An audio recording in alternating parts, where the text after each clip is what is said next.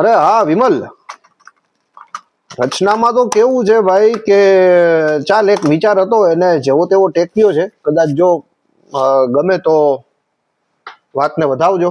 અમરાજ તમે પણ. અકસ્માતે પ્રેમની ગલીમાં ભૂલા પડ્યા.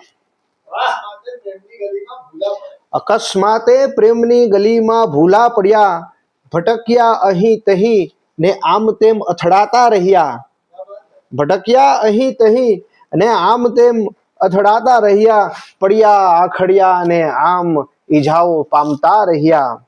પડ્યા આખડ્યા અને આમ ઈજાઓ પામતા રહ્યા. એટલે અકસ્માતે પ્રેમની ગલીમાં ભૂલા પડ્યા એટલે કોઈ એક નવયુવાન એમ તમે એમ સમજી લો ને કે ભાઈ એ પ્રેમની ગલીમાં એટલે ક્યાંક પ્રેમમાં પડ્યો હોય. એ પ્રેમની ગલી એટલે એ પ્રેમ સંસારની અંદર એ ગયો હોય અને એના જે અનુભવો હોય ને એનો નિચોડ પકડવાની મેં અહીંયા વાત કરી છે કે અકસ્માતે પ્રેમની ગલીમાં ભૂલા પડ્યા, ભટક્યા અહીં તહીં ને આમ તેમ અથડાતા રહ્યા, પડ્યા આખડ્યા ને આમ ઈજાઓ પામતા રહ્યા. વિમલ આયા સાંભળજે કે આ બધાએ વચ્ચે વાત હતી મલમની રાહુલ. કારણ કે ઈજાઓ પામે એટલે કે ભાઈ એને કેવા કેવા અનુભવો થાય છે, એના પ્રેમમાં ચડાવ ઉતાર આવે છે, એને ઘા વાગે છે, ઘાયલ થાય છે. તો આ બધા વચ્ચે વાટ હતી મલમની રાહુલ.